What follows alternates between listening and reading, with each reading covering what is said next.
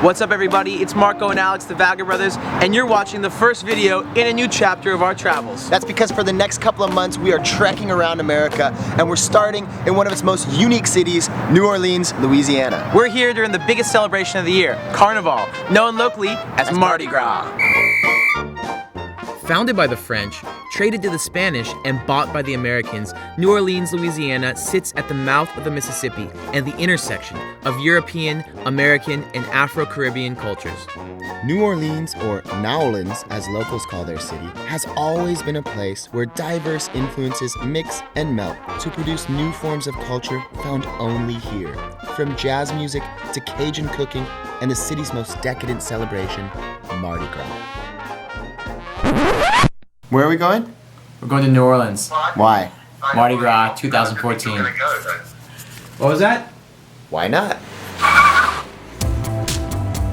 We've been back home for like 2 months. We're between San Diego and Los Angeles. We're working really hard. We're trying to pitch a television show, but at heart, we're vagabonds, we're travelers, and we can't sit still for very long, so it didn't take much convincing for us to go to the biggest festival in America, Mardi Gras. I'm pretty excited. I have never ever been to the American South. I've never been to Louisiana, I've never been to New Orleans. On the airplane, we started to find out what makes New Orleans so different.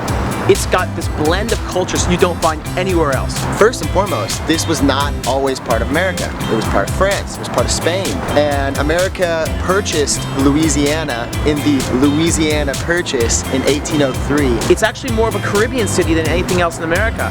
It's a very cool place, and it has this tradition of Mardi Gras, which you will not find anywhere else in the States. And we knew that there was a lot more to Mardi Gras than just Bourbon Street, beers, and beads, and boobs. We were on a mission to find out more about Carnival, learn about the city's history and traditions, and also check up on New Orleans a decade after Hurricane Katrina, one of the worst natural disasters in American history. So we got off the plane and got right into it. We made it to the house of our hosts, Leslie and David. They weren't there. They left us a key and basically told us to come meet them at the party.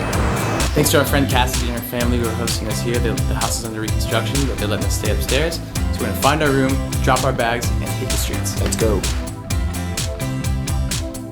So we hopped on the streetcar and headed downtown to the French Quarter. New Orleans has these streetcars, which are some of the oldest in the country, and when we got on, they were full of drunk partiers from around the United States. So we met up with Leslie and David, saw our first parade, caught some beads, and then did what every other tourist does when they come to New Orleans for Mardi Gras. We headed to the French Quarter on Bourbon Street. Total chaos. It's not much of a living, but we all gotta eat.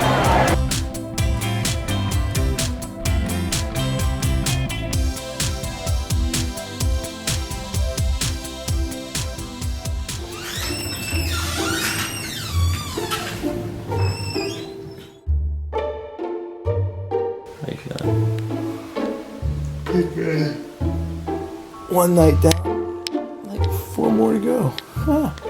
The next morning, Leslie and David told us that as fun as Bourbon Street is, that's not what Mardi Gras is about. It's about family and it's about community. So they invited us to a house party where we ate local homemade food and checked out a parade known as a crew. KREWE, local community clubs that organize the events every year. Amidst the parades, the noise, the music, the screaming, the beads, we found a convent full of nuns where Sister Rita invited us in to tell us a little bit about the Catholic roots of Carnival. The idea of Mardi Gras itself was a chance to let off steam and have a good time before Lent started.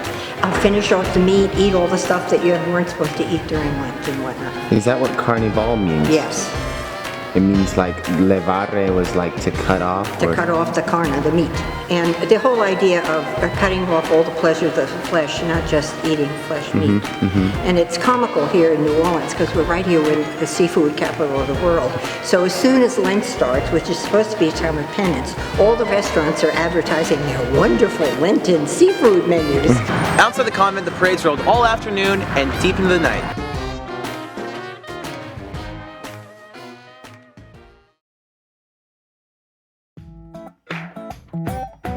After 2 days in New Orleans, we spent most of our time in the French Quarter and Uptown. That's called the Sliver on the River. It's one of the only elevated parts in New Orleans, and it escaped Hurricane Katrina relatively undamaged. This wasn't my first time in the city. I came here in 2008 as a volunteer shortly after Katrina. We came to rebuild houses because huge sections of the city were totally destroyed, including the lower 9th Ward, which is where the levees actually broke and the flooding was the worst. And I wanted to go back to the 9th Ward and see how the reconstruction process has been going. So we headed over to Common Ground, which is an NGO that came 1 week after the disaster, set up shop, and has been rebuilding the 9th Ward ever since. So to put it all in perspective, we climbed up the levees, the concrete barriers that are supposed to protect the lower parts of the city from flooding. I'm gonna climb up there and see how the neighborhood's doing. And I guess I have to climb up one-handed with the tripod. Where's the help, bro? You know, walking along the levee and looking at the Mississippi there and trying to imagine like what it would have been like with this entire neighborhood underwater. I mean, that's enough to break the will of like any city. Standing there, you can see that there has been a lot of recovery and process. It's nowhere near done. There's still so much work to be done, but the culture's still there. People are still proud and they're coming back to their homes.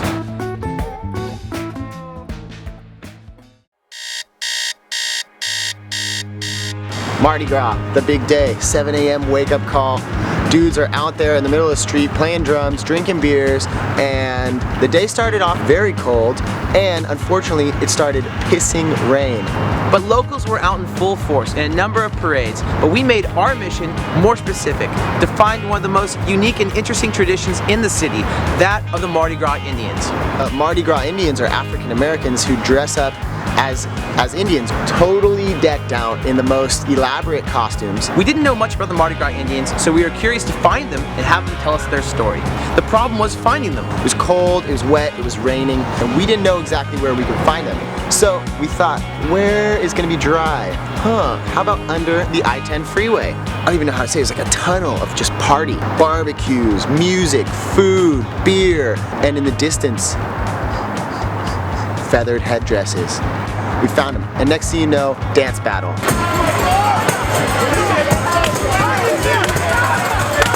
Why are you dressed the way you're dressed? Well, we do this to pay homage to the Native American Indian. The Native American Indian brought the slaves, took them in, took us away from the slave line.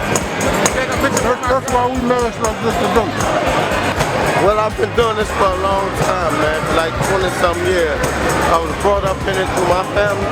It's like a tradition. Both of us is from the 9th Ward, but we from different groups. Okay. But we still a family. We were in the lower 9th yesterday and we know there was a lot of damage during the hurricane. After Katrina, we really had to put our suits together because everybody was talking about New Orleans is gone. So we had to bring back Mardi Gras. Mardi Gras is a good thing. It actually brings everybody together. But right after Katrina, Mardi Gras was the biggest thing that came along, even though the city wasn't all the way back. But it was a big ego boost back for the city of New Orleans. How do you feel the city's doing now? I think it's doing very well. It's come back tremendously. You gonna be an Indian one day? I was. You were?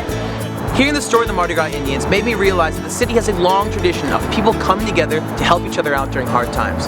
After Katrina, a lot of Americans wrote the city off as finished, but that's not true. It's very alive, and that's because what keeps cities alive are the communities that make it up. And New Orleans is blessed to have such a strong community spirit, and that is what we see on display here at Carnival. It's been a crazy couple of days, and one that has really like opened my eyes to the amount of cultural diversity that we have right here in America. I'm just so like beyond pleasantly surprised with what I found here in New Orleans, and we will most definitely be back. Well, hopefully you enjoyed our take of New Orleans Mardi Gras. If you've been here or you're from here, let us know your favorite thing about the city in the comment box below. Also, find us on social media at Vagabrothers, and as always, we'll see you on the road.